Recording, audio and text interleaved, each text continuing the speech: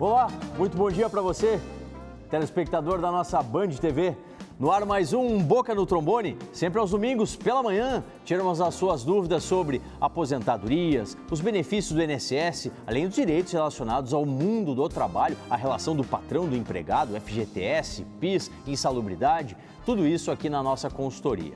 Mas hoje, antes da interatividade, vamos saber qual assunto vai nortear a discussão, o bate-papo desse final de semana. É porque a gente está começando um novo mês. Sabe o que vai começar também?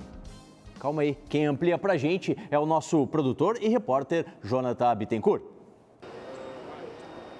Um bom dia, doutor Solano, bom dia para quem nos acompanha nesse domingo pela manhã. Copa do Mundo, festa junina, recesso de julho, convenções partidárias e até mesmo campanha eleitoral. Esses são alguns dos argumentos adotados por boa parte do Congresso para não votar, não trabalhar até o fim das eleições desse ano. E o que a população brasileira acha disso? Nós viemos até a Esquina Democrática para conferir a opinião. A minha opinião é o seguinte, que eles normalmente estão parados lá, jogando conversa fora, matando tempo. Aí vão terminar com o resto do tempo que poderia ser útil até as eleições. Que eu acho que eles deveriam também continuar trabalhando, né, e continuar divulgando também, né.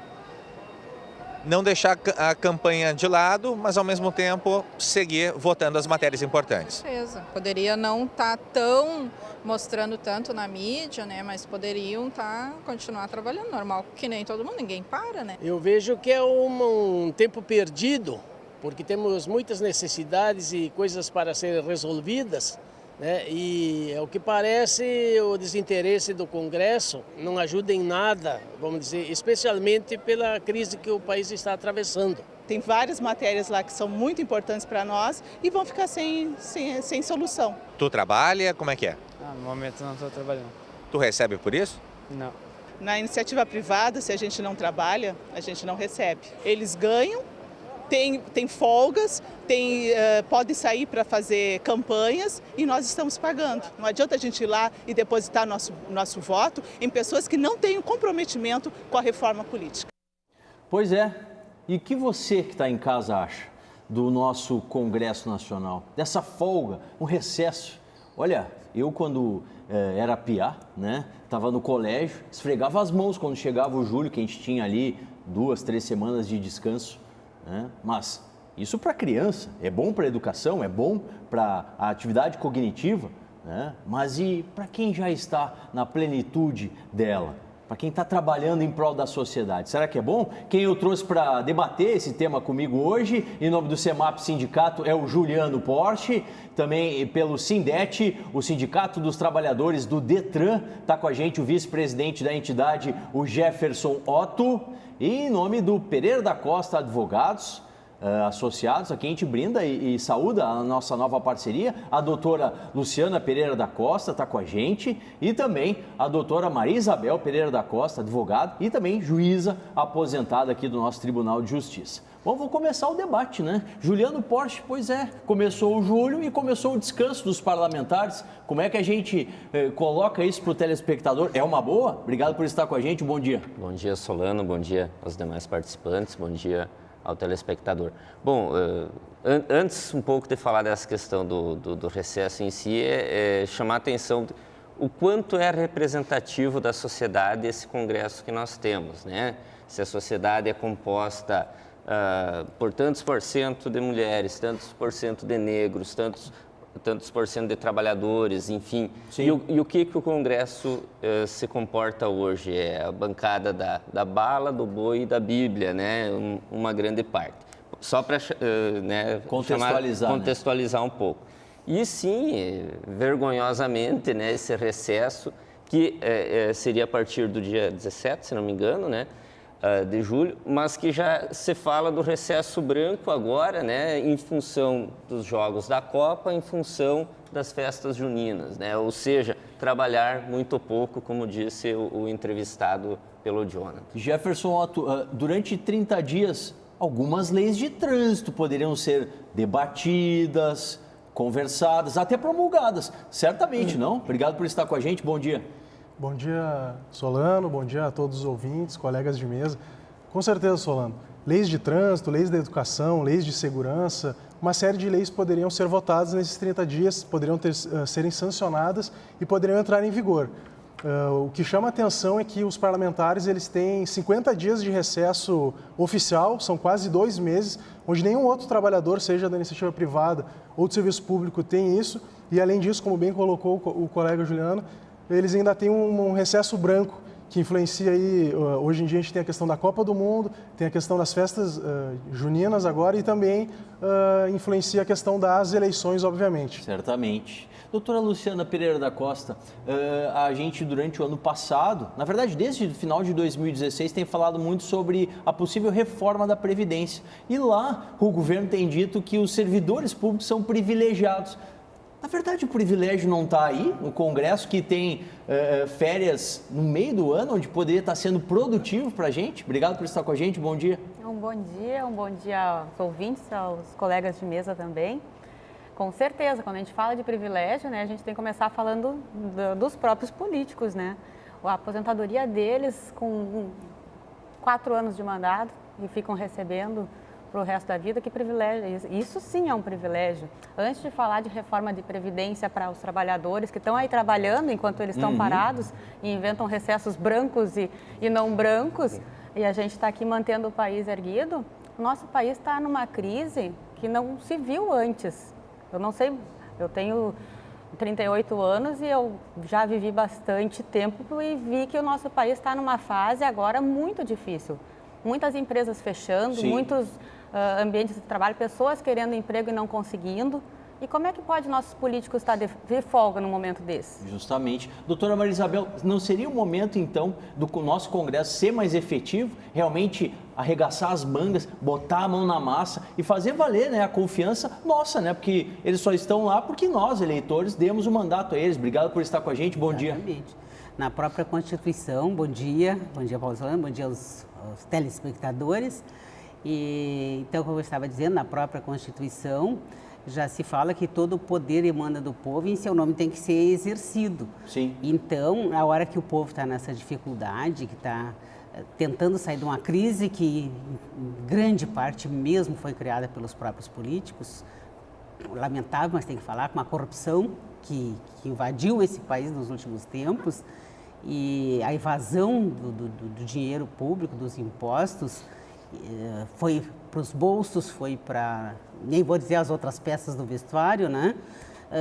Foram para os bancos do exterior. Sim. E nós ficamos aqui com o déficit. E agora, então, falaste antes na Previdência, e essa ânsia de reforma, falando de déficit, que não é verdade. A gente sabe que todos os cálculos atuariais feitos pelos auditores fiscais mostram que sempre tem um superávit. Tem dinheiro em conta, Tem dinheiro em conta. E além desse superávit, ainda tem o governo, agora no meio da crise, dizendo que falta dinheiro, aumentou a DRU. E passou de 20 passou para 30, que é do dinheiro da Previdência que tira para usar onde bem quiser. É a ânsia confiscatória. A ânsia confiscatória. Bom, vamos continuar daqui a pouquinho com o nosso tema. Participe também, mande a sua mensagem. Vamos para a interatividade, as dúvidas sobre Previdência e Direito do Trabalho que você vai encaminhando para o Boca no Trombone. Hoje nós temos uma consultoria dupla aqui, a doutora Maria Isabel, a doutora Luciana vão estar esclarecendo as dúvidas sobre Previdência de você, nosso telespectador. Doutora Maria Isabel, lá de Capão do Leão, o Librando Filho, ele pergunta assim, os 95 pontos, somando idade e tempo de contribuição, para não pegar o fator previdenciário, continua em 2019 ou já aumenta para 96 pontos? Lamento dizer para ele que já aumenta para 96 pontos em 2019. Então, de 2018, dezembro agora de 2018, a dezembro de 2020, vai aumentar para 96. E de 2020 para 22 já vai para 97 e assim vai indo.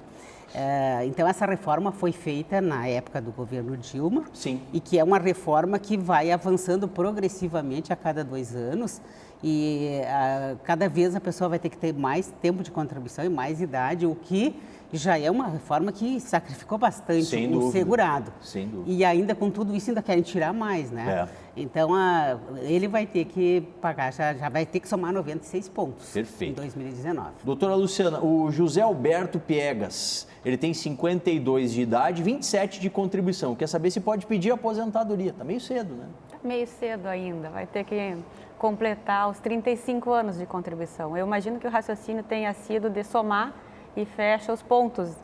Mas não, a gente tem que ter os 35 anos de contribuição. Sim. E após completados, daí a gente, para cálculo de renda, a gente vai pensar em pontuação. E aí ele vai fechar os 95 pontos, se for até dezembro desse ano, e afastar o fator previdenciário. Perfeito. E a Márcia, ela é lá do litoral, doutora Maria Isabel, lá do Imbé. Gostaria de saber, uma filha que se propôs a cuidar dos pais na velhice mediante pagamento de salário, pode se apossar do cartão e fazer empréstimos em nome do idoso para se favorecer, sendo que a mesma afastou todos os filhos para ter o total domínio sobre esse idoso. O que é possível fazer sobre isso?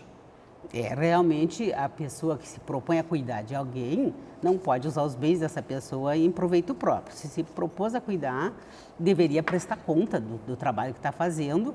E se os pais estiverem bem conscientes ainda, embora idoso, que a pessoa que está com todo o domínio da sua intelectualidade, está podendo praticar os atos da vida civil, mesmo assim, então essa pessoa está cuidando por conta da idade, mas tem que prestar conta para as pessoas. E se não, se a pessoa tiver problema já de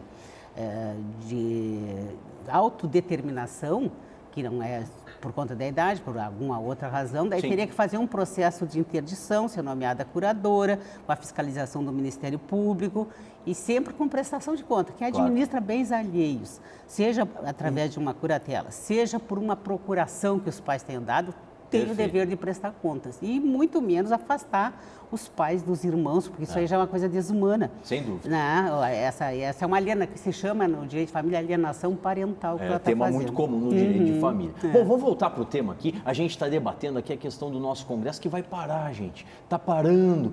Queria saber do Jefferson Otto. Jefferson, por que então emendas parlamentares poupudas? Por que grandes valores dispendidos justamente nesse período, quando está tudo parado? Bom, essa explicação ela é fácil, né? Tem a ver com as eleições.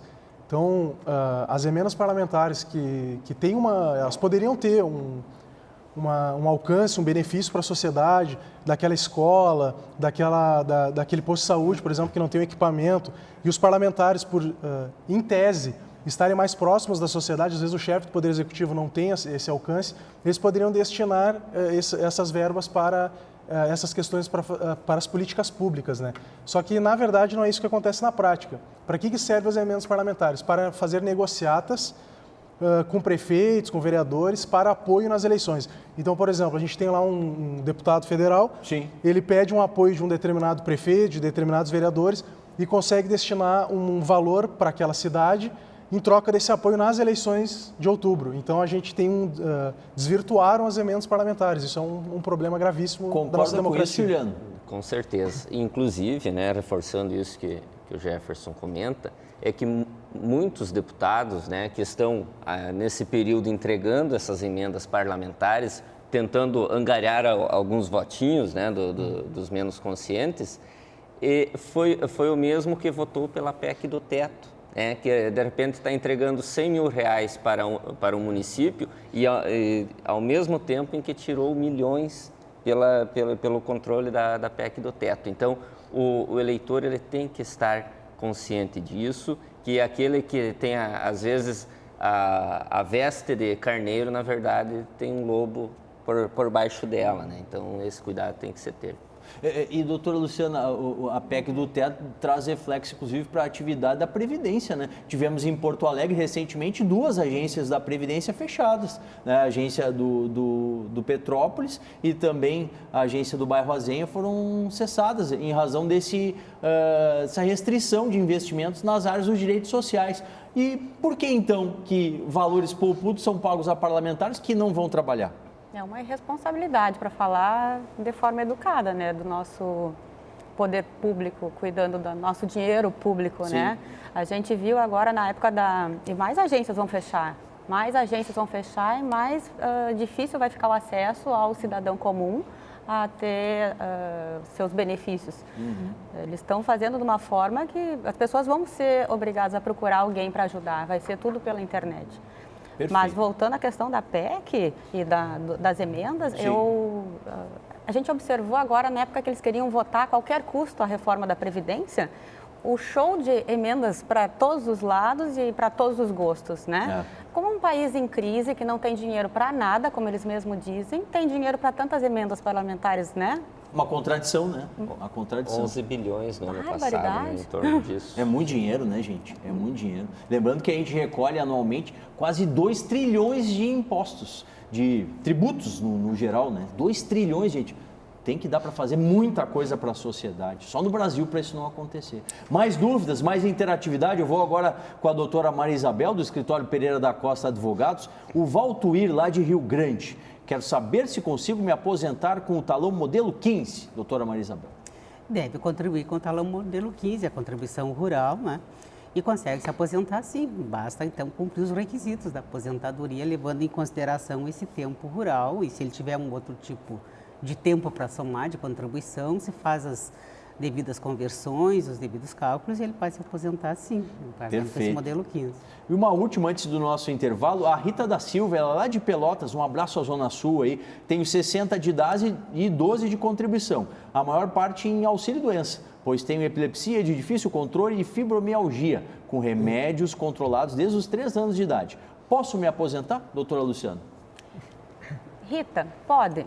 Aí tu tem 2 opções, vamos dizer assim. A aposentadoria pela doença, pela incapacidade que tu já tem há longos anos. Normalmente a aposentadoria por invalidez, ela vai seguir a média das tuas contribuições, não tem redutor. Então ela termina sendo mais vantajosa. E por outro lado, caso não seja esse o caminho mais fácil, porque depende de passar por uma perícia, né? A gente também pode pensar na aposentadoria por idade. Para essa, tu tem que ter os 15 anos. Tu já tem 12.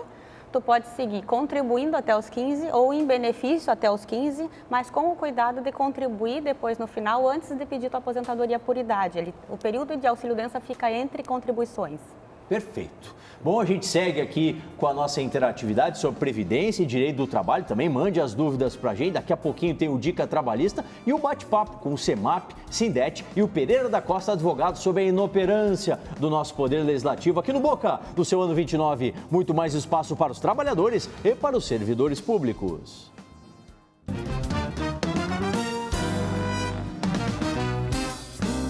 Todos os sábados na Rádio Bandeirantes você tem o espaço dos aposentados, dos pensionistas, dos trabalhadores e dos servidores públicos, com muita consultoria e a participação das entidades que representam as categorias. Boca no Trombone, ano 29. Muito mais espaço para os trabalhadores e servidores públicos.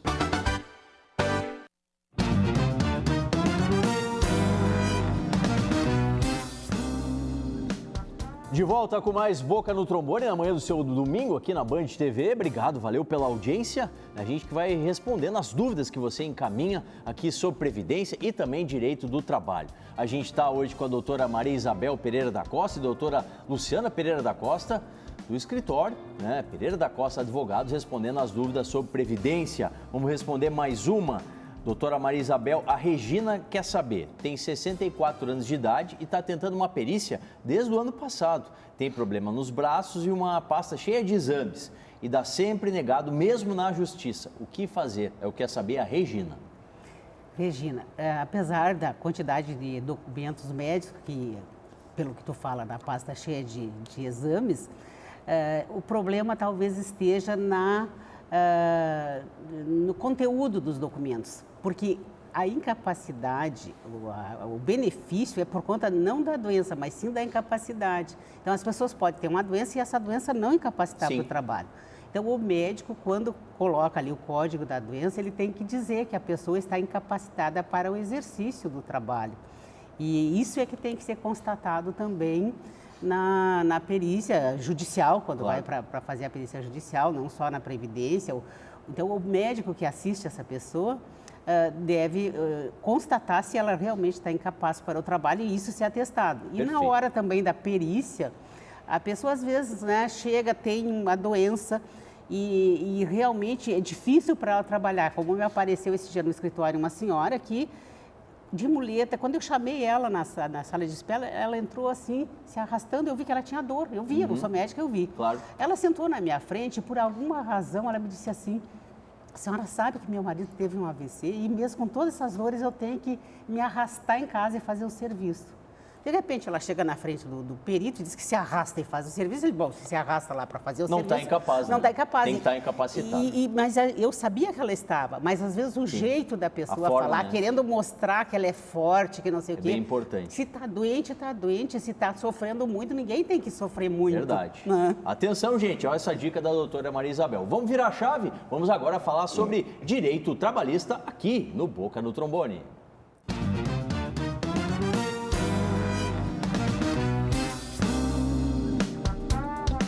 Muito bom dia, Dr. Paulo André Solano e queridos amigos do programa Boca no Trombone.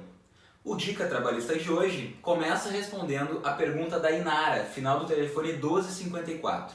Ela diz: sou técnica de enfermagem, trabalhava há 15 anos no hospital e está faltando 2 anos para me aposentar. Eles poderiam ter me demitido? Inara, na verdade sim, vou explicar por quê. A convenção coletiva da tua categoria, que é feita pelo Sindisaúde, prevê na cláusula 33ª uma estabilidade pré-aposentadoria para aqueles empregados que trabalham há mais de 5 anos no mesmo hospital e estão há 36 meses ou menos de se aposentar. Porém, Inara, essa aposentadoria não te garante que tu fique no emprego durante esse período. Ela garante apenas que o hospital se responsabilize pelas contribuições previdenciárias que ainda faltam para completar o período da tua aposentadoria.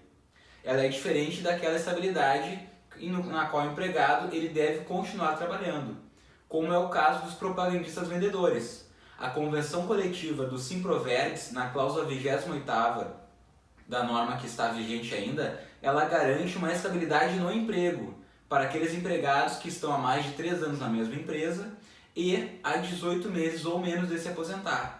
Neste caso, o empregado deve entregar à empresa um comunicado por escrito e junto um extrato do INSS que comprove o período que falta para ele se aposentar. Lembro a todos que jogos do Brasil não são faltas justificadas no emprego. Se a sua empresa vai liberar você para assistir o jogo, ok. Desejo a todos um bom jogo amanhã. O Dica Trabalhista fica por aqui. Mande suas dúvidas para nós, que nós responderemos com muito prazer. Até a próxima, fiquem com Deus. Mande a sua dúvida aí sobre o direito do trabalho aqui para o Dica Trabalhista no Boca no Trombone. Hoje a gente está debatendo aqui a inoperância do Poder Legislativo e as matérias que poderiam ser discutidas aí durante 30 dias. Uma delas é a questão dos impostos, né, Jefferson Otto? Você tem aí uma importante informação para dar para nós aqui, os gaúchos. Essa questão dos impostos, às vezes as pessoas não conseguem dimensionar o quanto isso afeta o nosso bolso, né, o quanto isso afeta a nossa economia. Para trazer um dado aqui, o Rio Grande do Sul ele tem a alíquota de ICMS de 18%, a alíquota geral, é uma das maiores do Brasil. E no que tange a gasolina, a gente tem 30%, é a terceira maior do Brasil. A nossa vizinha, Santa Catarina, cobra 25% no imposto da gasolina no ICMS. Essa diferença equivale a 34 centavos no litro do combustível. É muito, né? É muito. Isso influencia em toda a produção, porque como já foi tratado em programas anteriores, o Brasil, o escoamento da nossa produção ele é basicamente pelo modal rodoviário, né? Mais de 60% é através desse modal. Então, quando a gente tem um imposto muito alto, como é o caso aqui do Rio Grande do Sul, no que tange a gasolina e outros... E isso é muito real que você coloca, né? Porque essa diferença de valores de um estado para o outro seria equacionada se, por exemplo, uma proposta polêmica, né, Juliano Porte, que é a reforma tributária, fosse posta em pauta. Por que, então, que os parlamentares, durante esse período, principalmente, evitam de falar em temas polêmicos? E é interessante pegar essa situação que o Jefferson coloca, porque você falou tanto em se fazer uma reforma tributária há um ano atrás, por exemplo, que era necessário. Mas que tipo de reforma tributária? A reforma tributária para seguir tributando o consumo, né? Sim. E de insumos importantes para a nossa economia, como diesel, gasolina, enfim, insumos de produção, ou taxar as grandes fortunas, taxar o resultado das empresas, né? Aquela velha fórmula de passar lucros e dividendos, né, para pessoas físicas depois, enfim, e não ser traduzido em imposto pago. Então, que tipo de reforma que de fato você quer? E nesse sentido, como tu disse, aqueles pontos polêmicos, os deputados, os candidatos não vão tocar, né, nesse momento. Por outro lado, é necessário dizer qual a sua opinião, qual a opinião do deputado nesse momento sobre isso. Verdade. Se posicionar, né, doutora Maria Isabel? Sabe que em Dubai, que foi construída aquela maravilha no meio do deserto, sabe quanto é o imposto lá? 15% sobre a venda, sobre mercadorias. Só, nada mais de ninguém, só 15%. E eles reservam ainda 30% para novos investimentos, 30% para o governo manter a máquina e os outros 40% anda aquela economia maravilhosamente bem. Só 15% de imposto. Eu fico assim pensando... Está resolvido, né? Como é que aqui precisa tanto e não chega? Exato. É uma pergunta que não quer calar. Como é que aqui precisa tanto e não chega? Aqui a gente tem a corrupção, né? A corrupção. A gente tem que manter essa corrupção, né? É verdade.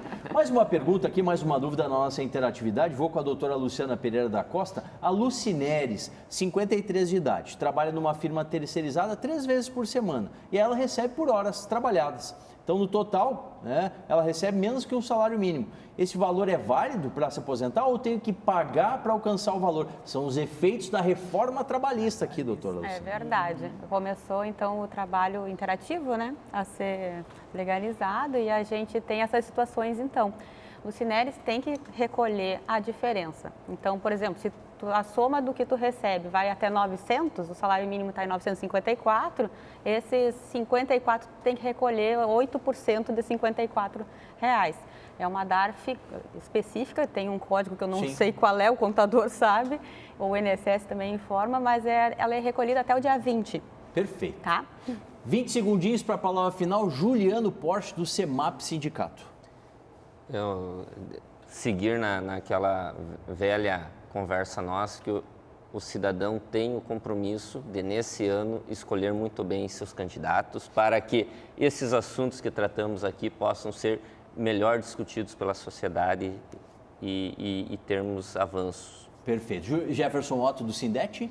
Agradecer a presença mais uma vez aqui e também dizer, na mesma linha do Juliano, que está na mão da sociedade, né? Fazer uma renovação no Congresso Nacional, no Parlamento Gaúcho e não dar um cheque em branco. A gente falou aqui muito das eleições parlamentares, mas tem eleições para o Executivo também. Não dar cheque em branco para nenhum candidato que apresentem propostas concretas que possam ajudar, né, a beneficiar a população. Doutora Luciana?